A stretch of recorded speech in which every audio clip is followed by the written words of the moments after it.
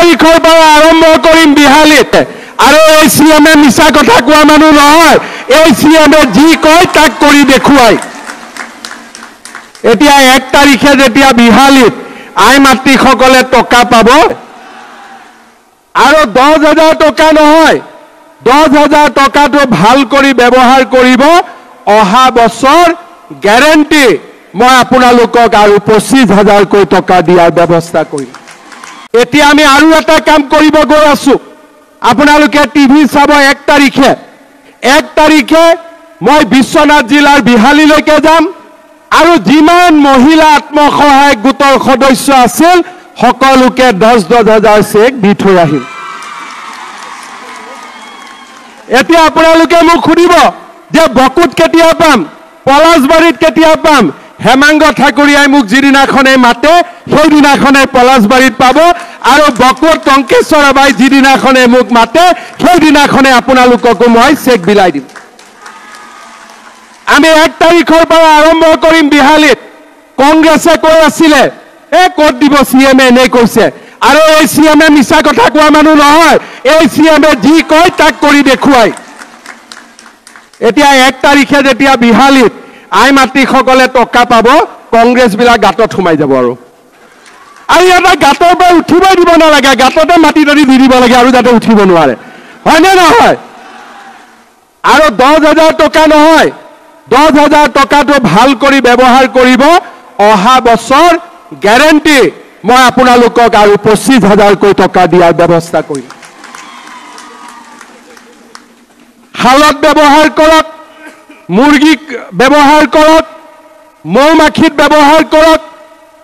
পিঠা পনা বিক্ৰী কৰক কিবা এটা কাম কৰিব আৰু লগত গাহৰিৰো ফাৰ্ম খুলিব পাৰে গাহৰিবোৰ দেখিলে বিদেশীবিলাক নাহে আৰু ওচৰত হয়নে নহয়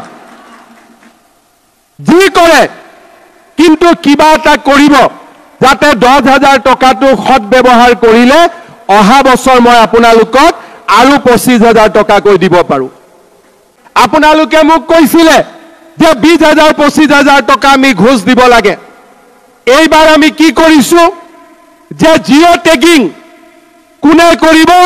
আমাৰ জীৱিকা সখী বাইদেউবিলাকে আপোনালোকৰ ঘৰত গৈ জিঅ টেগিং কৰি দিব আৰু মই কি সিদ্ধান্ত লৈছো যে যদি জিঅ টেগিং জীৱিকা সখী বাইদেউসকলে নকৰে আমি নিজৰ জিঅ টেগিং নিজেই কৰি পেলাই চৰকাৰক আমি জমা দিব পাৰিম আমি ৰাভা আসনত ইলেকশ্যনৰ কাৰণে জিঅ টেগিং আৰম্ভ কৰা নাই কিন্তু অসমৰ চাৰিওফালে জিঅ টেগিং হৈ আছে 19 লাখ লোকে এতিয়ালৈকে জিঅ টেগিং কৰিছে কতো এটা টকা লোৱাৰ কমপ্লেইন নাই ৰাভা আসনৰ ইলেকশ্যনৰ পিছতে আপোনালোকৰ ঘৰে ঘৰে গৈও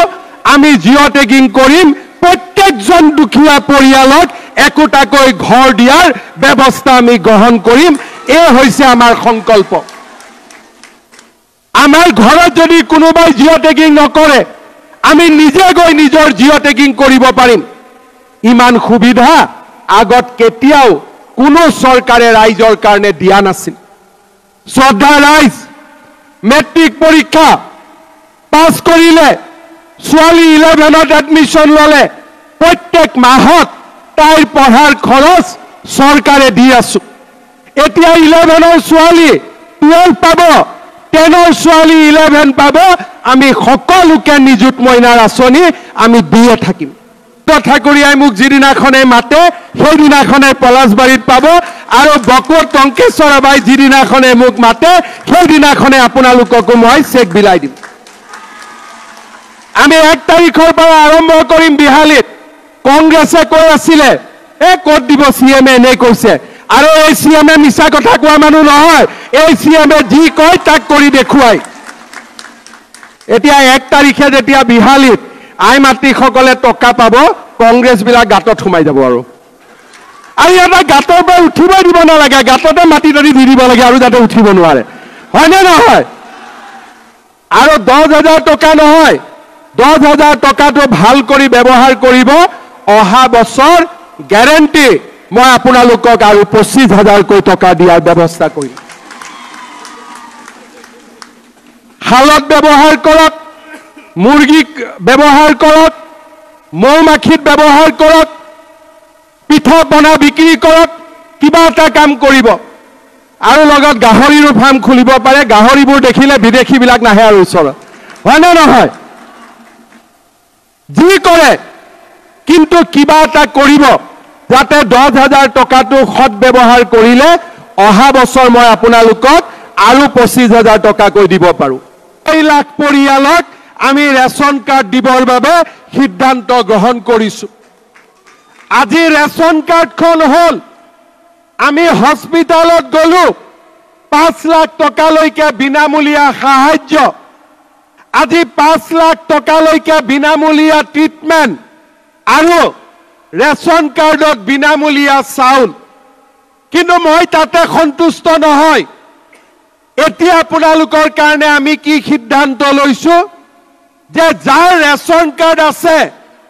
তাক আমি ৰেচনৰ দোকানত বজাৰতকৈ 25 টকা কম দামত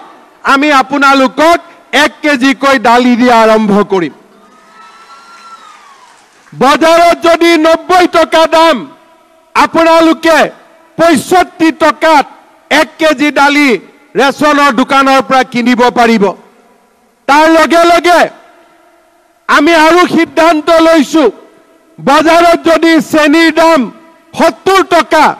আপোনালোকে ৰেচনৰ দোকানত 25 টকা কমত 45 টকাত আপোনালোকে 1 কেজি চেনি কিনিব পাব। আজি নিমখ আমি 10 টকা কম দামত, বজাৰতকৈ কম দামত আমি 1 কেজি নিমখ আপোনালোকক ৰেচন কাৰ্ডত ল'ব দিবৰ বাবে আমি সিদ্ধান্ত গ্ৰহণ কৰিছোঁ। তাৰ মানে অৰুণোদয় ঘৰত আহিলে 1 কেজি ইলেক্ট্ৰিচিটিৰ দাম কমিলে, 1 টকা দাম কমিলে, আৰু লগতে আমি ধান বিক্ৰী কৰিলে 250 টকা, সৰিয়হ বিক্ৰী কৰিলে